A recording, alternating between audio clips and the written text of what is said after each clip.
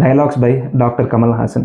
அவங்க வீட்டில் ஒரு பெரிய அட்டாக் நடந்ததுக்கப்புறம் ஒரு சின்ன பையன்கிட்ட கேட்பாங்க, சாமி ஃபோட்டோ வச்சுக்கோ சேஃப்டிக்கு அப்படின்னு. எனக்கு சாமி ஃபோட்டோ வேண்டாம், துப்பாக்கி கொடுங்க, அதுதான் சேஃப்டிம்பாரு. நாசரை பார்த்து ஒரு டைலாக் சொல்லுவார், நீ பொறுக்கிக்கும் போராளிக்கும் கலப்பு திருமணம் செஞ்சதுல பிறந்தவன் அப்படின்னு. நாசர் கமல் கிட்ட டீல் பேசும்போது, ஆதிநாராயணன் பெரிய கொம்பன் அப்படிம்பாரு. அதுக்கு கமல் கையை இப்படி வச்சுக்கிட்டு, நேர்மையான கொம்பன், நான் நம்புற கொள்கைக்காக தான் நான் உயிரோடவே இருக்கேன் அப்படின்னு கமல் சொல்ல, அதுக்கு நாசர் அதை விட பெரிய டைலாக பயங்கரமா சொல்லுவார், நான் நம்புற கொள்கைக்காக என் உயிரை கூட தியாகம் பண்ண ரெடியா இருக்கேன் அப்படின்னு. The most famous quote dialogue, வீரம்னா என்னன்னு தெரியுமா, பயம் இல்லாத மாதிரி நடிக்கிறது அப்படின்னு சொன்னதுக்கு அப்புறம் ஒவ்வொரு டைமும் கமல் தான் நிஜமாவே பயப்படுவாரே தவிர நாசர் பயப்படவே மாட்டாரு.